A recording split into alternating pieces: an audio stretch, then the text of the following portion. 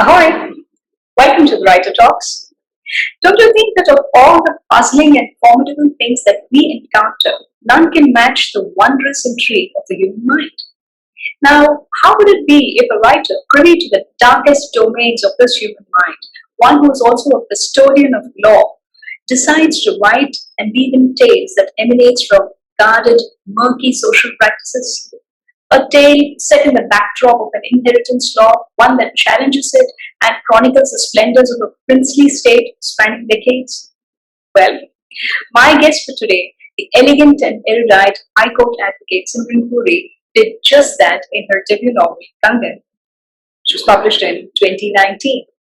Simran Puri hails from the erstwhile princely state of Patiala and grew up with a keen eye and a willing ear for stories and anecdotes from old raconteurs. In her own words, she elucidates her motivation behind her writing.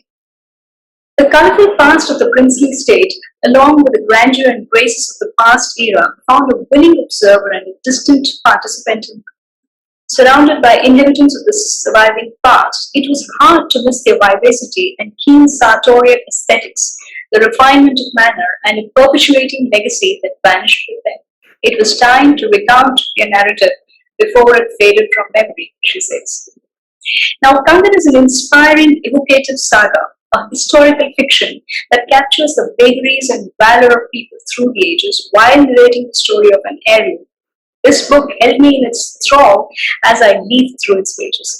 Meeting her at the Lit Fest in Kasoli and buying an author-signed copy of the book enabled me to talk to her and interact with her as a person. Being a lawyer by profession, Simran affirms that frequent brushes with personal laws familiarized her with evolving times. Old customary norms continued and became law, some perpetuated, some redundant. She avers that current laws remain subject to amendments that incorporate changing times. Being a postgraduate in history and a writer at heart, Simran's work is a confluence of all these three facets. Following Kangan, she is now engrossed in bringing out her collection of short stories, which she says offers glimpses of the profound and of the mundane. A keen collector of memorabilia and enviably articulate, her writing reflects the elegance and grace of her persona.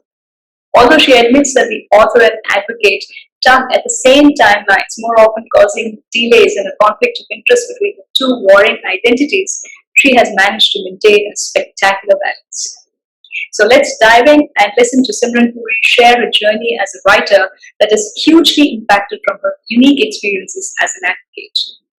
But before that, please continue to like, share, and subscribe to the Writer Talks so that we can continue such rewarding literary interactions with brilliant writers from across the world. I do hope you enjoy watching me talk to this eloquent writer advocate, Simran Puri.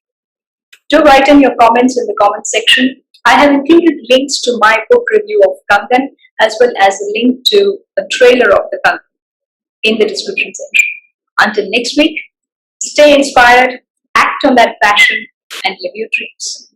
Ahoy! Ahoy! Welcome to the Writer Talks. Joining me is the elegant, erudite lawyer and writer Simran Puri from Bombay. Ahoy, Simran! Great to see you. Uh, Hello, Asha. Good evening. So nice to be on your show. Thank you so much for having me here. It's completely my pleasure. So hope Sunday has been relaxing and no rains today. No, despite the red alert, nothing. So far, so good. That's lovely. Now, before we discuss your writing, your highly engrossing novel Kangan in greater detail, I just want to ask you this one particular thing that's been kind of stayed in my mind, and I wanted to ask you for a long time. What is that one thing about writing that you are completely unaware of, and one that has challenged you the most? I'll say for one, unlike law where you have a procedure code to go back to a precedent, the law book, there was nothing like that here. I was at sea creating my own universe, and that was a very tough challenge. Ah, right. So the novelty of it, you mean? Absolutely, it was very challenging because you're literally working out of a void without any procedures and no parent act, no rules. It's a very self-created world. That was a very different experience for me. Right, right. Now,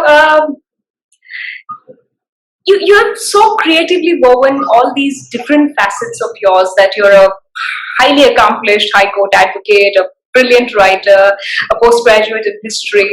If I were to ask you to describe yourself in two words, what would they be? I would say the warp and the weft. It takes two to weave a story and to spin a tale and to argue a matter in court. So there has to be a balance, and the footsteps of one can always be heard in the other. Fair enough. Fair enough. We'll continue to discuss your writing and your keen interest in personal laws and history. But before that, let's dive into the rapid response section. I'm sure you know Yes. the rapid response section, right? Yes. Okay, great. Are you ready? Shall we start? Yes, sure.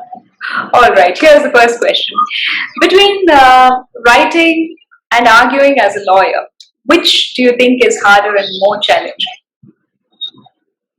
Writing, definitely.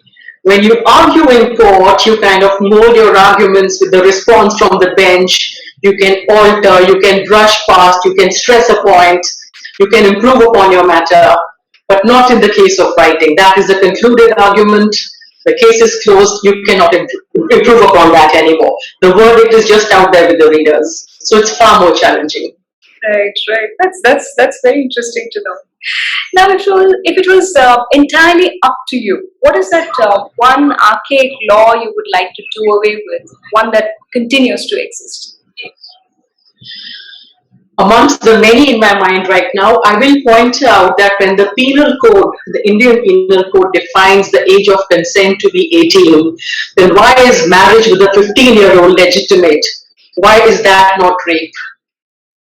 In the Hindu Marriage Act, if I may take the liberty of mentioning another one, a woman who is entitled to permanent alimony must remain chaste. Why is that so? So I'm just pointing out two. Very, very pertinent ones, and yeah, absolutely. Yes. High time they take a relook at some of these things, isn't it? And I think, Absolutely. especially in judiciary, all these things move at a very glacial pace. Yes. I need to be in parliament. Right, fair Change enough. the laws. Absolutely, absolutely. Now, if you had the option of choosing between your book winning a Booker Prize or being a bestseller, what would you opt? What would your choice be? Definitely a bestseller. Charlie Chaplin won no Oscars, but he continued to make the best films undaunted. I would do the same. All right. Being a bestseller, fair enough.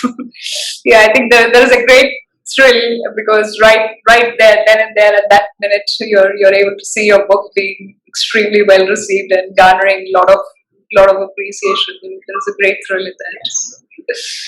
Now, if you had the chance to meet any one of these three fantastic writers, Thomas Hardy, Dostoevsky, or Virginia Woolf, whom would you prefer to meet? And more importantly, what is that one thing you would ask?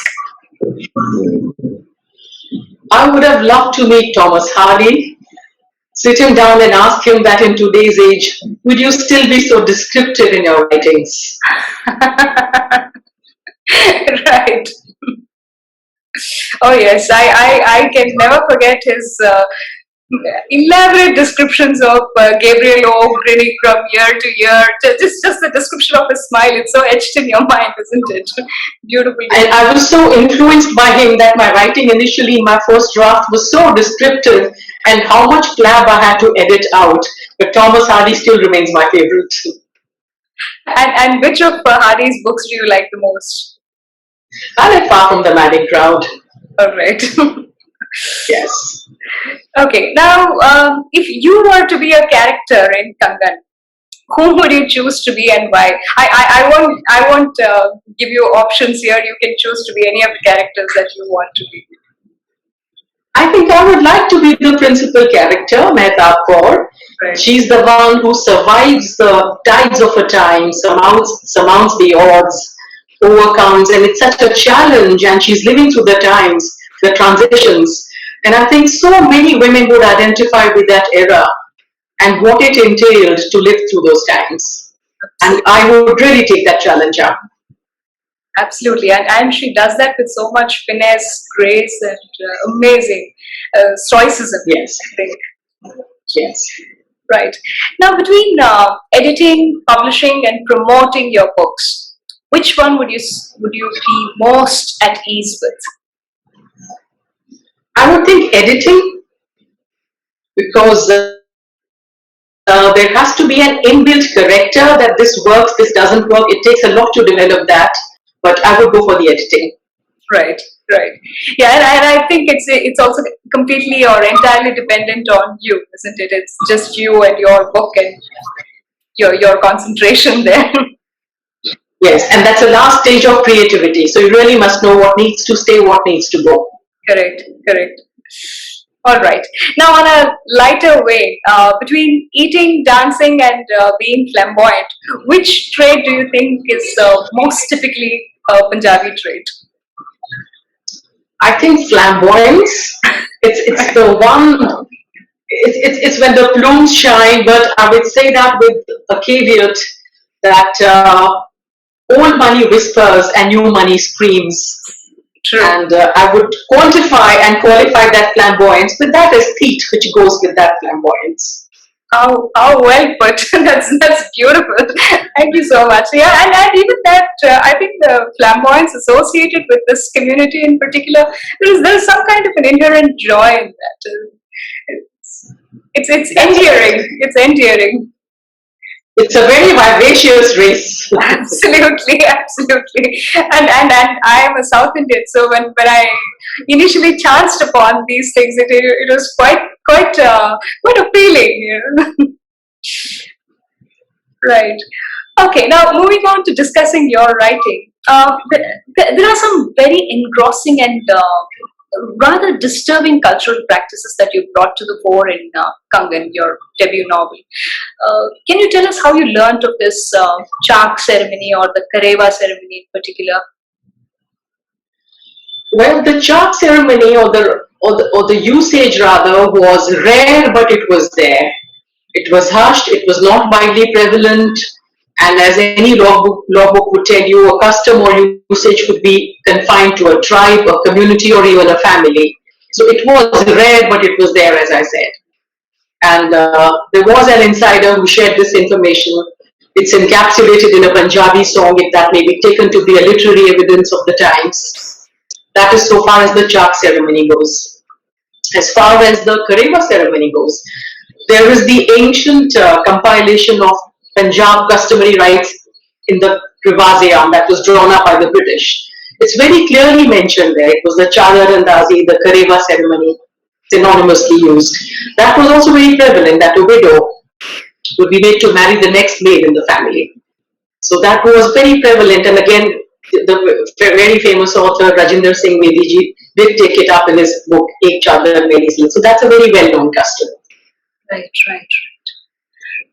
Now, hailing from a Punjabi community yourself, the Sikhs are particularly respected for their bravery, altruism, soldiership. What was the earliest story about pre-independent India or a period of political turmoil that you first got to learn about? I think there were so many first-hand accounts of the survivors of partition, and my book also very graphically covers that very sanguine chapter of history. And I think we all are so well aware, and like anybody else, I came upon the stories firsthand. I was always having a keen ear to listen to them, imbibe the pain, and somewhere it's reflected in my work. Right. Now, given your practice as a lawyer, I can understand that your nuanced grasp of personal laws is natural, and obviously you have a very deep understanding there. But what led to you writing Kangan, and how did you conceive it?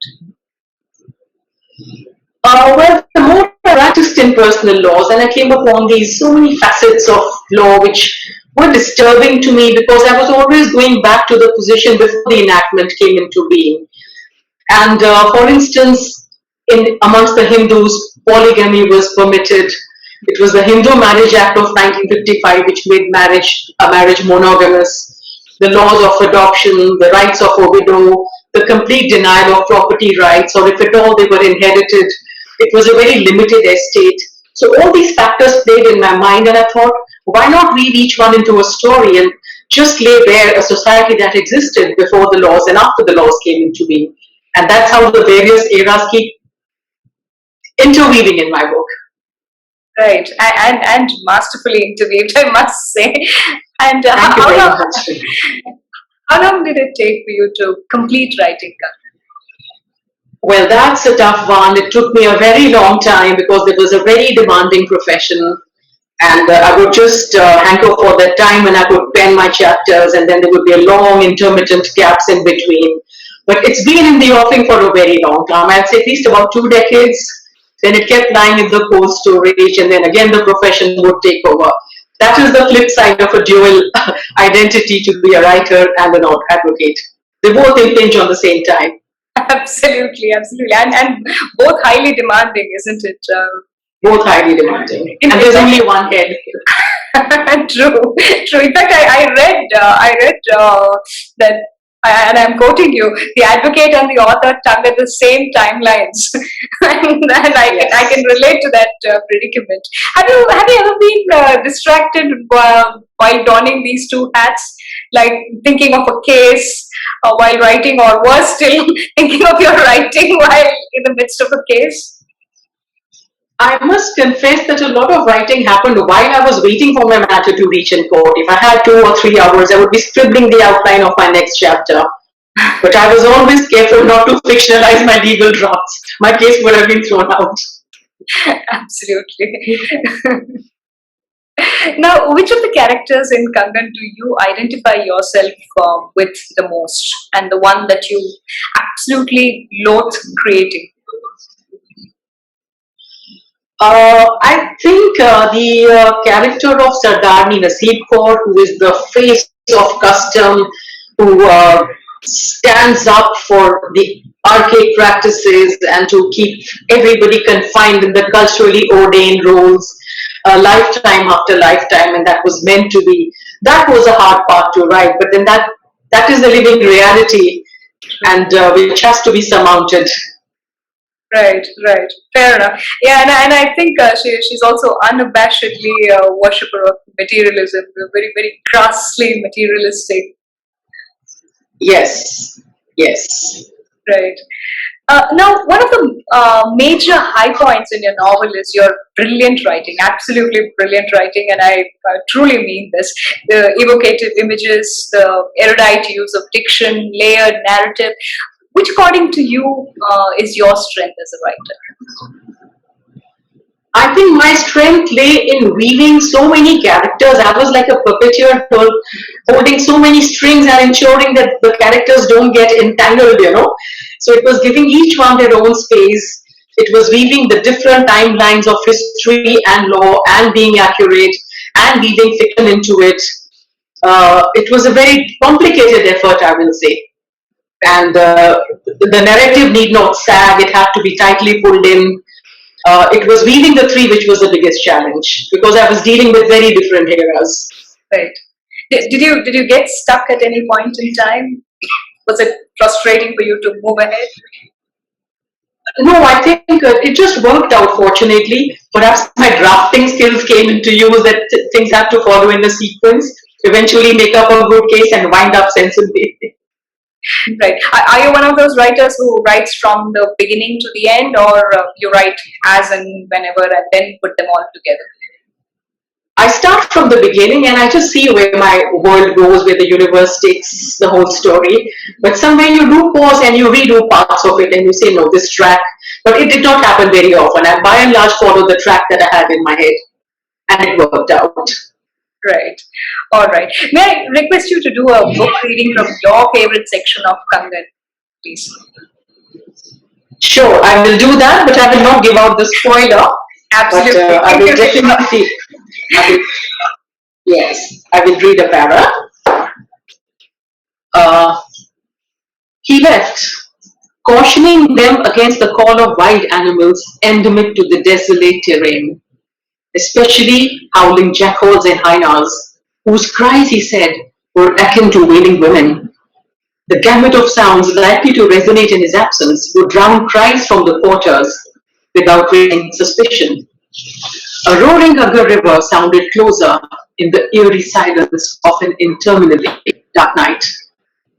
Suddenly, loud cries pierced the nocturnal quietude, seemingly of a woman, not a wild vixen in the wilderness, as he had cautioned. They rang aloud again, queer and haunting. Who was wailing at that hour? Or was she imagining? But there was no habitation around. It must be a call of the wild, she deluded herself. She suddenly felt all alone. What if an intruder trespassed? She shuddered. Wide-eyed and breathing heavily, she stood by the door in wait, ready to combat the assailant.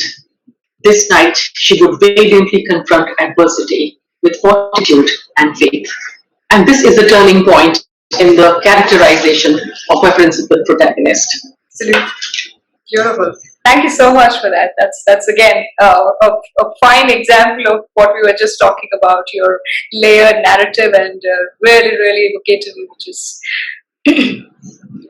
Now we have to speak about the stunning cover page of Kangan, especially.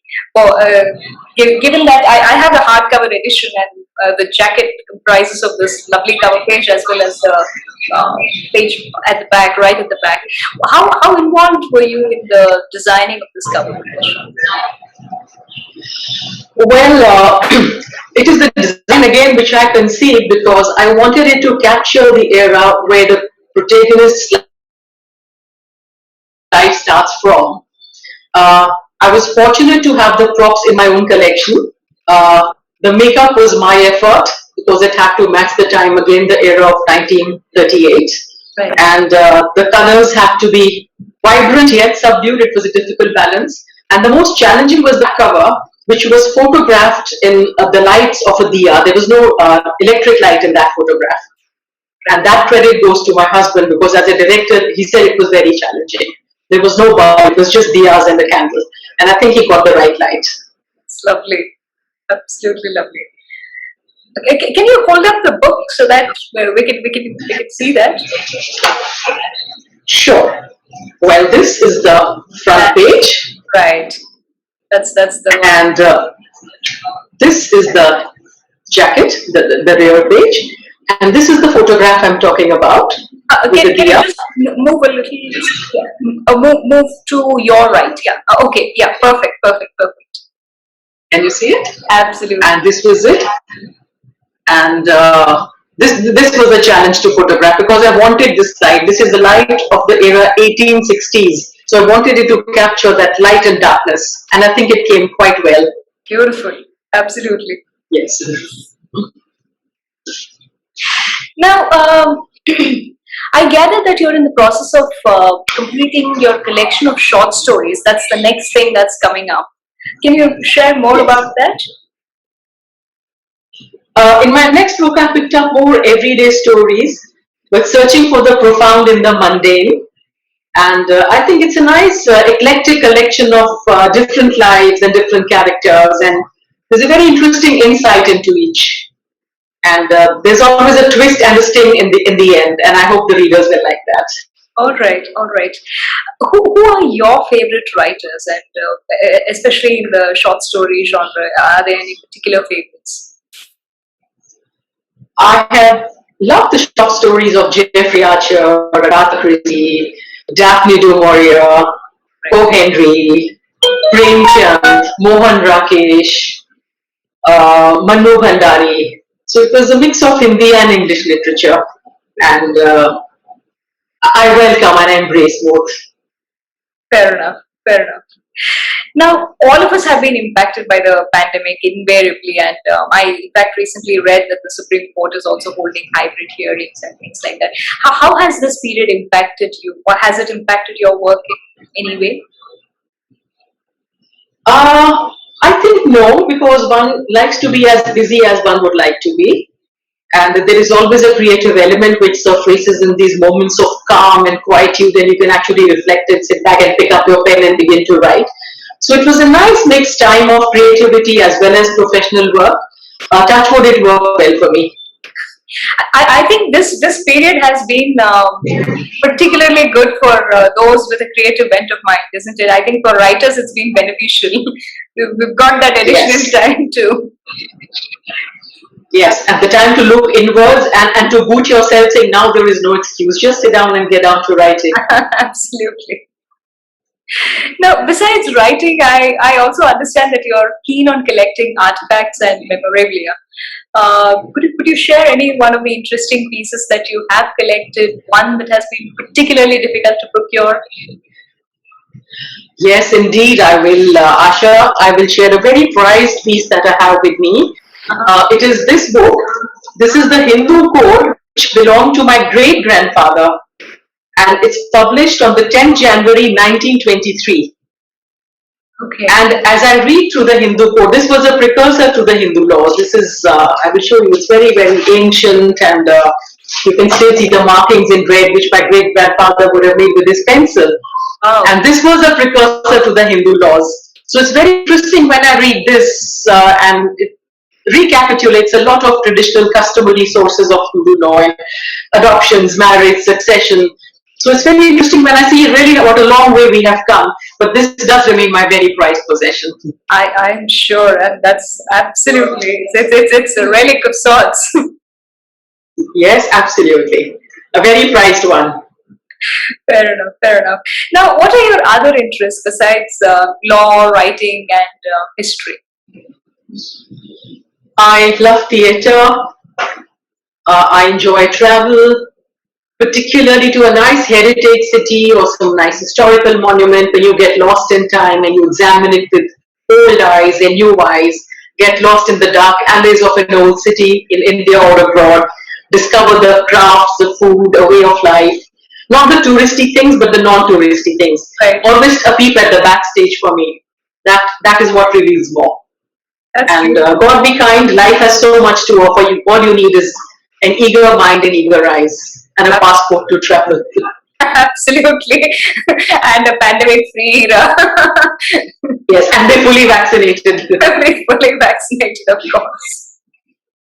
What has been the one compliment that has stayed with you? One compliment that you have received for Kangan and one that has stayed with you? Asha, I will say it was this. It was the smiles and tears of the reader, and the fact that a few readers actually went to Patiala. They went actually looking for this fictional abode called Lal Koti, and I got calls saying some of them actually found it. So it is the interest which it generated that they believed it to be true. I think it sort of validated my writing that it was a world which was so believed. It was not believable, but it was actually believed. And I think that is a very satisfying moment for a writer. Wonderful, wonderful, and those haunting lines, right? So from Mehman Singh to Patiala, it's a refrain that crisscrosses the book. And Yes. some of those lines are really, really memorable. Thank you so much. Now, who is your most trusted critic? I will say my daughter. She is brutal, she's honest, but she will give the right input. So she's absolutely my very honest bouncing board. She's a writer herself, and she'll do the nitty-gritties of picking out the wrong things at the wrong places, and I absolutely respect that opinion. Oh, that's brilliant to have a writer, a fellow writer at home, and a critic. Yes. Two roles in one. In-house, and bullying me in reverse, that saying, no, this doesn't read right, this doesn't sound right, and I have to correct it. Lovely. Have you ever been guilty of winking at any law? Minor ones, of course, maybe winking at the traffic signal late in the night or a late night drive or something like that. Have you done that? I'd say rather it's smiling at the cop who goes by, as you know, we both upholders of the law. So it's more of that really. Otherwise, I fully respect the rules, regulations. anytime, odd time, if there is no traffic, I would still halt at a red light and not pass it. I think it just comes very naturally, uh, to somebody who is from the legal field. Absolutely, I can imagine that. Hey, any special message for viewers of the Writer Talks? Definitely, Asha. I will say this to every person who's hearing me at this hour, that always kindle the flame within, and the ardor must blow into it until it becomes, and until you have ensnared yourself in it, and it could really lead to a trailblazing work of yours. Never suppress that inner voice, heed to it. At least give it a chance. And with that, I will really wish them all the best in every endeavor. And I'll be very happy to know that they went on, they did not put anything in the back burner, and they actually completed what they had in their mind. And let your dreams become a reality. Absolutely. Wow, that's really, really well put. And thank you so much. And it's so inspirational. Thank you so much for your time, Simran Puri, and wish you all the very best for all your upcoming ventures. And I hope to see you soon again on Writer Talks. Definitely, Asha, and thank you so much. It was entirely my pleasure and my honor to be on your show. Thank you so much for having me, and I wish you all the best. Thank you so much. Bye.